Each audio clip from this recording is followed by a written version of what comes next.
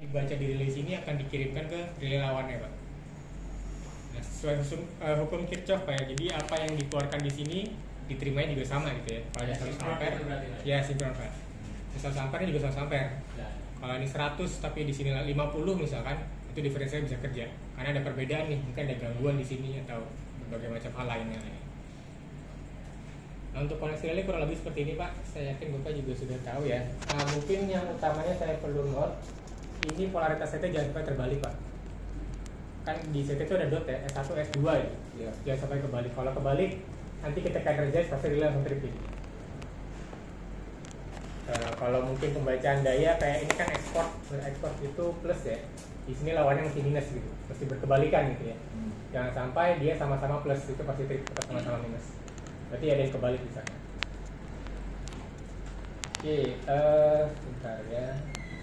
Ini sudah. Nah, ini settingannya nanti aja Pak ya, karena jelimet kalau saya tunjukin nanti langsung kita cek aja video ini. Jadi intinya relay itu kan pasti punya CT Pak ya. Maksudnya di MV ada CT itu ada rasio dikonekkan ke relay. Walaupun satu GI ini sama ini CT-nya berbeda, itu nggak masalah. Misalkan di sini 300/1, 500/1 gitu misalkan ya. Itu nggak masalah karena yang penting di input relay jangan salah. Nanti relay itu tugasnya relay lah, dia mengkonversikan kayak dia sama pembacaannya dua-dua. Oke, di sini juga ada settingan transformer, ini bisa diabaikan Pak. Ini misalkan kondisi seperti ini tapi tengah-tengahnya ada trafo. Kan trafo itu secara nilai nominal pasti beda ya. Dia kan udah beda tuh tegangannya aja, beda level tegangan. Pasti harus juga beda. Itu kalkulasinya sedikit lebih rumit dibandingkan line diferensial. Tapi kalau untuk proteksi yang hanya polosan begini, maksudnya ekspres, nggak ada beban tengah-tengahnya, nggak ada apa-apa, ini bisa dinonkan aja, diabaikan ya. Ini settingan dalam ini. Pasti ada Pak, pasti ada. Tapi bebannya langsung kan ya, nggak ada apa-apa tengah-tengahnya ya nanti kasihnya. Nggak ada, langsung aja Pak. Langsung ya. Ya berarti konsepnya balik yang basic seperti ini ya. Direct langsung. Oke, jadi nanti ini scaling ya. Udah tahu pasti Pak ya, CT primary, CT-nya berapa, secondary CT-nya berapa. Nah, nominalnya ini Pak yang perlu diperhatikan. Gampangnya kalau misalkan CT-nya berbeda nanti di sana, nominalnya disamakan saja dengan CT primary-nya. Karena kan ini jalur ekspres ya, jadi ini nggak begitu pengaruh. Jadi ini disamakan dengan ini. Ini digunakan ketika nanti ada trafo tengahnya. Baru dia perhitungan dimainkan. Lawannya juga di input. Jadi misalkan kita ada skema tadi seperti ini 100/1, ini 200/1 misalkan Pak ya. Untuk sisi yang A, ini saya sebut ini A ya, ini A, ini B. Kalau A berarti saya isi ini 100, ininya 1, nah bawahnya 200. Lawannya berapa gitu? Yang ini lawannya, berarti ini saya isi 100, 100, 1, 200. Untuk yang B-nya, sisi lawannya sini, berarti saya isinya 200, ini juga 200, ini 1, ini 100. Lawannya berapa gitu ya. Oke, nah sisanya ini bisa diabaikan semua karena nggak ada trafonya tengah-tengahnya. Nah, ini yang pembahasan seperti ditanya sebelumnya ya. Jadi defaultnya relaynya itu line differentialnya nggak kebaca gitu ya. Ya, awalnya kemarin nggak kebaca. Ya, dicari-cari nggak ada. Di Itu. Karena di setting protokolnya ada namanya COM1 port. Jadi karena dia ini berkomunikasi dengan relay lawannya, kita perlu aktifin komunikasinya. Ini kita kalau yang di tipe T langsung keluar dari kemarin. tipe T langsung karena dia nggak butuh komunikasi ke lawannya. Beda di situ. Kalau ini perlu 2 relay, 1 relay cukup. 2 relay yang line diff, berarti kita aktifkan ANSI 85 supaya si line diferensialnya muncul gitu ya, keluar. Nah, ini jangan lupa dicentang untuk pengaktifannya. Nah, ini kilometernya Pak, sebaiknya juga diisi. Ini fungsinya nanti kalau desain Bapak ada PT-nya nggak Pak ya? PT ada. PT ada. Masuk ke relay juga ya? Connect ya? Nah, gunanya ada setting PT supaya ketika nanti relay diferensialnya kerja dan ini Bapak sudah input gitu ya, berapa kilometer, dia bisa ngira-ngira gangguannya di titik berapa kilometer. Dapat dari CT, PT sama input kilometer ini ya. Kalau nggak ada PT-nya dia nggak bisa ngitung. Itu gangguannya terhadap apa Pak? Terhadap, maksudnya gimana Pak? Ya kan kilometer tuh jarak. Itu apakah punya putus atau gimana kan? Oh, ini apapun Pak. Jadi misalkan gini ya. gambar lain ada nggak? Misalkan gini Pak, ini kan udah ada kabel transmisi ya. Harapannya ini untuk proteksi line. Jadi misalkan kalau ini ada gangguan di sini, ada pohon lah jatuh di sini ya. Ada gangguan bocoran di sini. ya? Bocor Kalau iya bocor jadi ya. Apa aja ya? Apa aja sebenarnya, tapi kalau kabel putus itu kan otomatis nol jadi kan dulu nol. Dan diferensial itu nggak kerja kalau kabel putus. Kayak pola. Ya kalau growth dia kerja. Kalau putus kan berarti misalkan fasadnya putus gitu ya. Jadi kan dua ini bacanya nol kan, nol sama nol gitu. Putus nggak kena apa-apa ya anggapannya ya. Dan dia nggak kerja di sini. Yang kerja mungkin proteksi lain, open conductor atau growth mungkin yang kerja. Nah kalau line diff khususnya untuk gangguan yang kayak tadi, misalkan ada pohon di sini, gangguan tanah tadi ya. Ini putus misalkan kena ke tanah sini, nanti bisa ngitung kira-kira berapa kilometer. Atau ada pohon kena di sini gitu ya, di 80%-nya lah. Dia juga bisa ngitung berapa dari CT VT dia dapat hitung impedasi dapat kilometer di sana. Tapi ini hanya berlaku untuk kabel overhead ya, yang di atas. Kalau di bawah, di ground itu biasanya hitungannya melenceng jauh karena resistansinya tinggi banget. Tergantung di sana juga. Jadi kalau kabel tanah, maksudnya walaupun kita input semua CT, VT kita masukin, kilometer juga kita masukin, itu biasanya perhitungannya melenceng karena di dalam tanah itu jadi hitungannya berantakan ya. Iya. Berarti ini khusus di bentangan atas. Lebih bagus bentangan atas. Lebih cocok aplikatif ya, lebih aplikatif bentangan atas. Efektifnya Efektif. Bawah. Kalau bawah ya Jauh proteksi bawah. kerja, cuman tadi buat perhitungan ini aja, Jaraknya, jarak aja yang agak berantakan gitu. Kalau ada problem di jarak mana nggak ketahuan Iya, ya. itu yang ada susah. Oke, berarti bisa di nolin atau mau diisi juga buat data nggak apa-apa sih ya, bebas sih. Berarti kalau di bawah tanah sama aja ground fault jatuhnya. Iya, pasti growth terus kan. Iya. Ya maksudnya untuk aplikasi diferensial ini kurang cocok untuk di bawah Bukan, tanah. diferensial bagus, tapi yang kalkulasi jarak ini yang nggak bagus. Oh yang nggak bagus. Buat ini nyari kalau ada problem di kira-kira di titik mana, nah Iya. itu yang Itu yang trouble. Kalau line diff kerja pasti kerja Pak, aman ya, bagus. Karena kan saya tadi kalau di Mas. Buat ngitung jaraknya yang dia susah. ya, Ada di mana ya? iya. Oke, kita lanjut ya. Ini matrix, Bapak udah tahu pasti ya. Ya. Buat mapping I/O, ini buat event Itu sama itu Pak, ya. matrix yang lampu. Boleh, nanti setelah ini saya bahas P3, P3T baru kita connect bareng ya. Oke. Nah ini untuk karakteristik dari kurva si P3L Pak, atau line differential. Kita ada nilai, ini nilai pickup, ini slope 1, ini slope 2. Ini semua kita memang punya rekomendasinya, cuma sebaiknya dilempar ke end user. Karena yang tahu karakter gangguan apa di sana seperti apa itu end user, dan juga pertanahan juga pengaruh di sana. Jadi maksudnya Bapak bisa pakai default relay, cuman sebaiknya tanyakan ke end user gitu ya, Bapak mau kurva proteksinya seperti apa gitu. Karena kan ada hubungannya dengan sistem, mau mungkin ada cascadingnya seperti apa, atau mungkin trafonya ada khusus dan lain-lain. Berarti itu ada beda-beda grafis Pak, ada berapa grafis ini? Cuma satu Pak, Oh, cuma satu. maksudnya tapi ini bisa diubah. Ini kan slope-nya seperti ini gitu Pak ya. Mungkin mau dibikin lebih landai, atau dibikin lebih curam gitu. Itu cara robanya bagaimana Pak? Di settingan proteksinya Pak yang ini. Ini ada slope kan nih ya.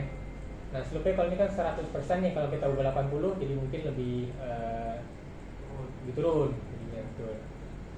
Bapak silakan pakai default boleh. Bisa dibilang rekomendasi pabrikan itu yang dia kan kita bikin default gitu Pak di delay ya. Itu karena tipikal rata-rata seperti itu gitu. Cuma kalau ada case-case customer beda yang lain bisa diubah sesuai kebutuhan. Berarti yang sekarang setting ini yang standar. Ya ini yang standar gitu. Yang kebanyakan dipakai umum gitu. Tapi aslinya ada juga yang beda-beda gitu. Tergantung usernya mau seperti apa. Oke, kemudian ada CTS di sini. Nah CTS itu yang dia itu fungsinya sebagai blocking. Jadi misalkan kayak case tadi, ketika broken conductor putus itu kan mungkin ada jeda di mana sisi lawan sempat merasakan arus sedangkan salah satu sisinya tidak gitu ya, ada jeda lah di sana. Itu harapannya line diff nggak boleh kerja. Nah ini difungsikan supaya blocking hal-hal seperti itu jadinya. Dia hanya boleh kerja ketika ada gangguan di tengah-tengah seperti di sini. Real gangguan tadi ya ke tanah gitu. Supaya lebih sekuritasnya ditinggikan lah gitu. Kalau nggak boleh kerja pada saat Case kayak tadi, misalkan broken conductor kan 0,0 tuh, Misalkan ya, ketika blok yang terputus, salah satu sisi itu lebih cepat merasakan nol dibandingkan sisi lawannya. Nah itu jeda seperti itu bisa bikin lanjut kerja gitu. Jadi blocking itu hal-hal kayak gitu. Atau hal kedua lainnya, Bapak udah masang RST, salah satu fase polaritasnya kebalik. Kan nggak normal ya dibandingin sama yang dua-duanya kan, dia ngeblok juga sih. Jadi nggak kebaca yang lain gitu. Iya, dia membandingkan yang sehat dengan yang nggak normal gitu ya. Jadi bisa tahu nih Ini kesalahan acaknya di mana. itu apa kesalahan? Betul. Kemudian ini second harmonic sama fifth harmonic berhubungan sama inrush ya.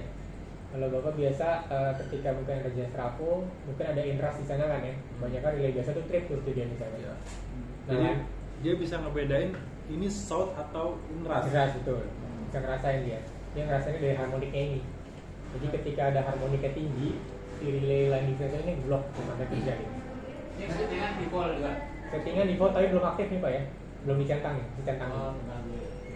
Berarti kalau misalnya nggak ada ini Pak, nggak ada trafo di tengah, settingnya berapa jadi? Oh tetap Pak, jadi walaupun biasanya walaupun nggak ada trafo di tengah, trafo di atas itu misalnya ya, kita di bawah ini udah kepasang semua gitu ya, udah close semua. Trafo kita energize, bawah itu ngerasain inrush biasanya. Jadi kalau nggak kita aktifin ini, line diff juga kena biasanya kerja dia, trip juga. Rata-rata sih pasti aktifin ini jadinya Pak. Biar sampai kerja ketika trafo di energize. Itu nentuin persentasenya dari mana Pak? Persentasenya gini, anggaplah beban nominal itu 100 ampere ya. Beban masuk 100 ampere itu yang 50 Hz. 10%-nya itu berarti 10 ampere ya. Kalau ada 10 ampere yang dia itu second harmonic yang 100 Hz, berarti dia ngeblok.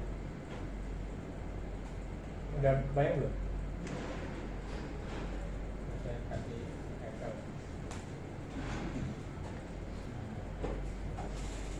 Ini beban nominal 100 ampere gitu ya. 100 ampere ini 50 Hz. Nah tadi kita setting second harmoniknya itu second harmonik 10%. 10% dari 100 kan 10 ampere Pak ya. Second harmonik itu 100 Hz. Nah berarti ketika bebannya 100 ampere tapi dia ngerasain mungkin 11 ampere ada 100 Hz, dia ngeblok jadinya. Tadi nggak kerja.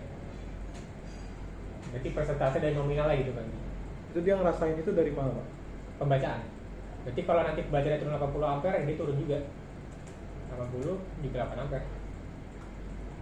Ikut dia pokoknya apa yang dibaca sama relay saat itu dia dipersentasekan sama dia. Dua berubah. Oke ya? Enggak, yang 100 ampere tadi jadi turun gitu Pak, 80. Bukan Pak.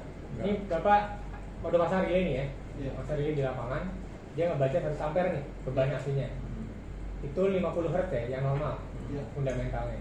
Tapi ketika ada second harmonic di situ masuk, jadi Bapak si relay ngerasain ada 100 ampere plus 10 ampere 100 Hz gitu Pak. Dua-duanya kerasa sama dia. Nah dia ngeblok di situ Pak. Nah second harmonic itu dari mana Pak? Trafo rasanya. Trafo gitu datang. Datangnya dari trafo, Waktu dari beban switchingnya yang trafo ya Pak ya? Iya, waktu sedikit trafo. Nongol dia tiba-tiba. Jadi terjadi 2 kali. Betul. Atau beban-beban DC juga biasanya muncul ini. Enggak, pas terjadi bloknya berarti langsung trip ya gitu Pak? Bukan, blok itu berarti nggak boleh trip relay Pak. Nggak boleh trip. Ketika blok kerja, berarti relay tidak trip. Ditahan berarti ya? Ditahan. Karena inrush itu bukan gangguan sebenarnya. Itu ya sifatnya trafo. Oh berarti kalau inrush itu harmoniknya berbeda sama harmoniknya ketika soft ya? Iya betul. Kalau harmonik ketika trafo sudah turun, udah normal jalan running biasa, harmonik itu biasanya normal. Nggak boleh ada harmonik aslinya gitu ya, walaupun aslinya ada sih. Kalau di CFM itu sama aja hati garis tram ya? Iya betul, sama. Rata-rata di relay ada. Terus untuk CFM P3U30 ada nggak sistem? Ada. Ada ya? Ada juga. Berarti kalau cuma timnas dia nggak aktifin Pak ya? Iya, kalau ini diaktifin ya. Oh, Oh, ini iya. Ini diaktifin. Jadi di cancel ya. Jadi Iya. dia bisa tahu ini inrush apa Jadi soft. terjadi cuma dua. Iya, kebanyakan kan nyeting OCR tapi inrush nggak diaktifin gitu kan. Inrush Itu. jalan terus jadi ya. Kurangnya di sini Pak.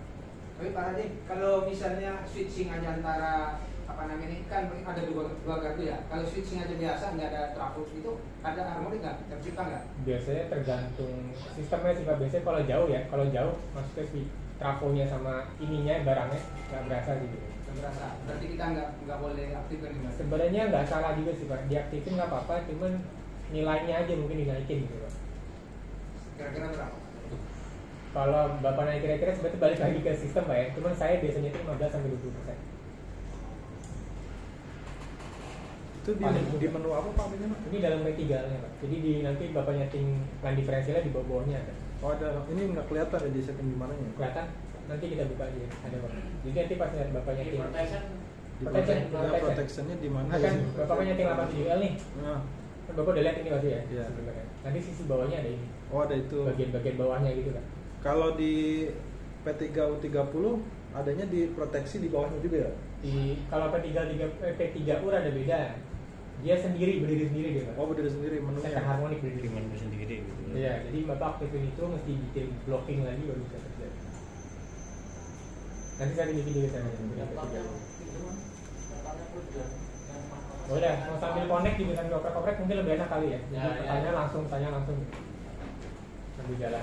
Kasus itu yang sering punya.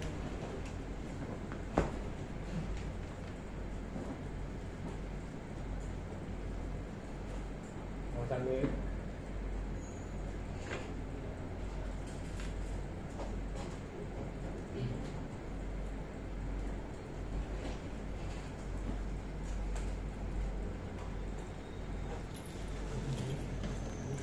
kabelnya ada. ini pakai box setting. Waduh, saya. Nah dia bisa terblok sama inrush kan tadi saya bilang ya. Ini ada second stage yang kedua. Kalau yang ini dia tidak, pokoknya dia nggak boleh di blocking gitu jadinya. Biasanya di setting di atas inrush jadinya sebagai pengaman gitu ya. Jangan sampai misalkan beban sudah berjalan, tahu-tahu entah dari mana second harmonic muncul yang harusnya relay trip jadi nggak trip gitu. Nah di sini pengamannya jadinya stage 2 nya. Jadi setting lebih tinggi dibandingkan inrushnya trafo jadi gitu. Jadi dia nge-bypass lah semuanya, nggak boleh dia nge-block dia gitu. Di trip ya. Oke, ini perhitungannya. Ini enggak, pokoknya diferensial itu kan Kirchhoff Pak ya. Tadi balik ke atas ya. Nah ini, sorry.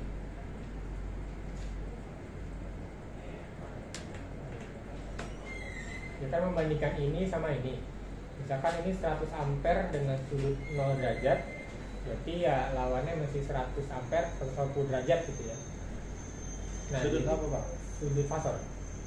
Fasor itu kalau fasor itu bentar ya. Bahasanya saya agak susah. biar paham Bahasa paham, relay. paham. Diagram fasor Pak, pernah dengar Pak? Diagram Jarang fasor. dengar saya. Belum pernah. Ya maaf. Sorry. Saya Masuk.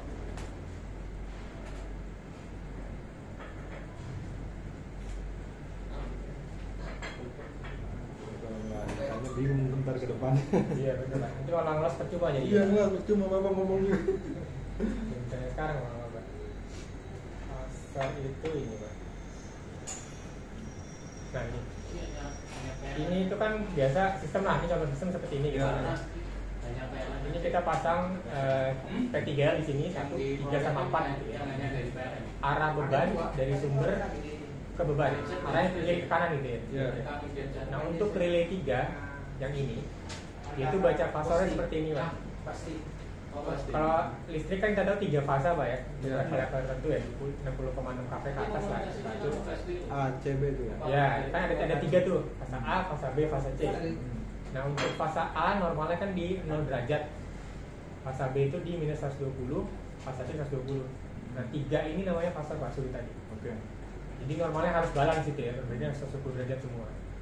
Memang pasti rata-rata sih harus ada pergeseran sedikit. Nah itu fasornya bergeser berarti 30 derajat itu. Nah untuk sisi lawannya yang 4, dia tegangan bacanya sama, VA, VB, VC, tapi arusnya kebalikannya. Jadi yang tadi IA nya minus 30 derajat, untuk yang di sisi sini, yang 4-nya dia bacanya di 150 derajat. Nah, line differential seperti ini Pak. Jadi arus itu mesti berkebalikan dengan lawannya gitu. Nah, ketika ini dia misalkan ada gangguan di sini, berarti kan 3 ngarahnya ke sini gitu ya. Iya. Harusnya. Nah, ini misalkan masuk nih beban kedua. Ini kan dia ngasih beban sini. 3 sama 4 kayak sama-sama ngirim lah keluar gitu kan. Berarti seperti ini bacaan yang sama dia kurang lebih. Nah ketika seperti ini diferensial kerjanya sih. Jadi IA itu ketika sudutnya sama mendekati 0 dia trip. Harusnya dia berbeda 90 derajat. Oke ya. Arah putarannya itu ini harus jam ya? Atau Ya, arah arusnya berkebalikan jadi Pak. Oh, arah Sudut asalnya. Tegangan pasti tetap arus yang berbalik-balik gitu. Tergantung arah daya. Oke Pak, clear? Oke. Oke. Banyak. Oke, kita lanjut ya.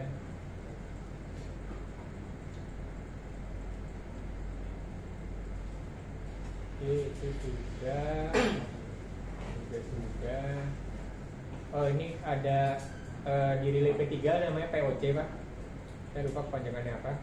Tapi jadi relay P3 LCC sini, sisi 1 dia bisa mengirimkan data ke sisi lawan. Mungkin mau 1 CD atau